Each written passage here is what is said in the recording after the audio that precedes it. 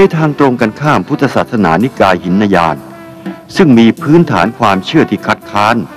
อัตราของปัจเจกบุคคลและจนถึงขนาดปฏิเสธ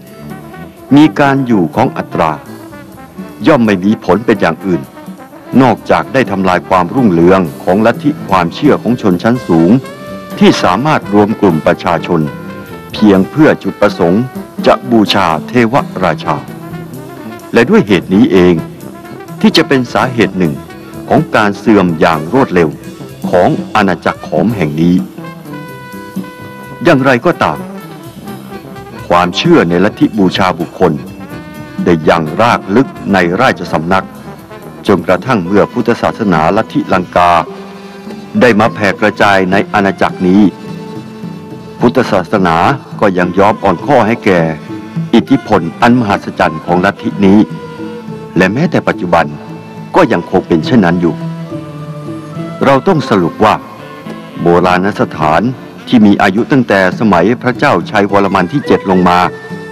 เป็นทั้งศาสนสถานและสุสานเนื่องจากเป็นที่เก็บเทวรูปต่างๆและแม้ว่าลัทธิที่ปฏิบัติกันจะเป็นพิธีศพในแง่ที่เป็นพิธีอุทิศให้ผู้ตายแต่ก็เป็นพิธีของเทพเจ้าด้วยเนื่องจากรูปสลักบูชาเป็นเทวรูปและรูปพระโพธิสัตว์ปราสาทนครวัดปราสาทบายนและปราสาทอื่นๆที่เกิดขึ้นในแผ่นดินขอมเป็นที่พำนักสุดท้ายของมนุษย์ผู้ซึ่งได้อภิสิทธิ์บางอย่างจากเทพเจ้าในระหว่างที่มีชีวิตอยู่และเมื่อตายไปแล้วความตายได้เปลี่ยนให้เขาเป็นเทพเจ้าไปด้วยปราสาทนครวัดปราสาทนครธมปราสาทบายนเทวสถานที่กลายเป็นสุสานไปโดยปริยายความนึกคิดนี้เป็นแรงบันดาลใจอย่างแน่ชัดต่อการสร้างสรรค์สถาปัตยกรรมอันยิ่งใหญ่ของชาวเขมรซึ่งล้วนแต่เป็นการแสดงออกถึงความเชื่อในนิยายปรัมปราที่ยิ่งใหญ่ของความเชื่อในจักรวาลของศาสนาฮินดูที่ได้จารึกไว้บนแผ่นดินนี้จุดมุ่งหมายก็เพื่อจำลองสวรรค์หรือบางส่วนของโลกสวรรค์มาไว้บนพื้นโลกเพื่อเป็นการทำให้แน่ใจถึงการสอดคล้องกลมกลืนกันอย่างใกล้ชิดระหว่างโลกทั้งสองคือทวยเทพและมนุษย์ซึ่งหากปราศจากความสอดคล้องกลมกลืนนี้มนุษยชาติก็ไม่อาจเจริญรุ่งเรืองอยู่ได้ประเพณีนิยมของชาวขอมที่ดำเนินสืบต่อกันมาจนถึงรัชสมัยของพระเจ้าชัยวรมันที่7หลักศิลาจารึกที่พระองค์ทรงทำไว้และประดิษฐานไว้ณ4มุมเมืองได้เปรียบเทียบกำแพงกับเทือกเขาซึ่งล้อมรอบเป็นมหาสมุทรทำจารึกที่เป็นภาษาสันสกฤตได้จำหลักไว้ว่ากำแพงเสียดแทงไปบนท้องที่สดใสคูเมือง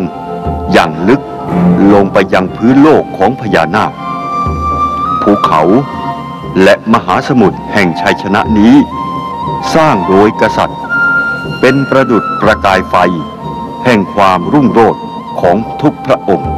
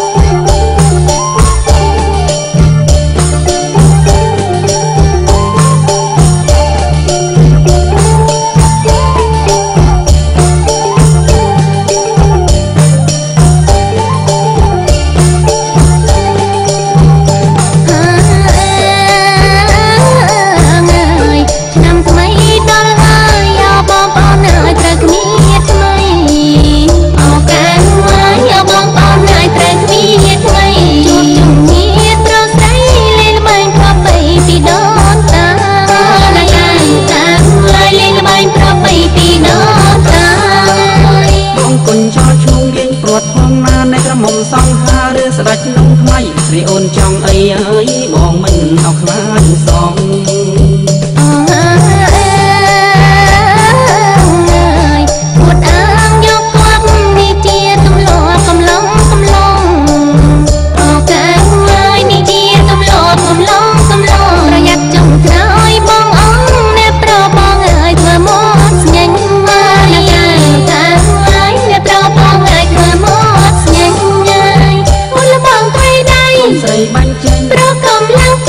ចាញ់អូនអីចាំមកបងចេញស្រីអើយបងវាអត់ស្រី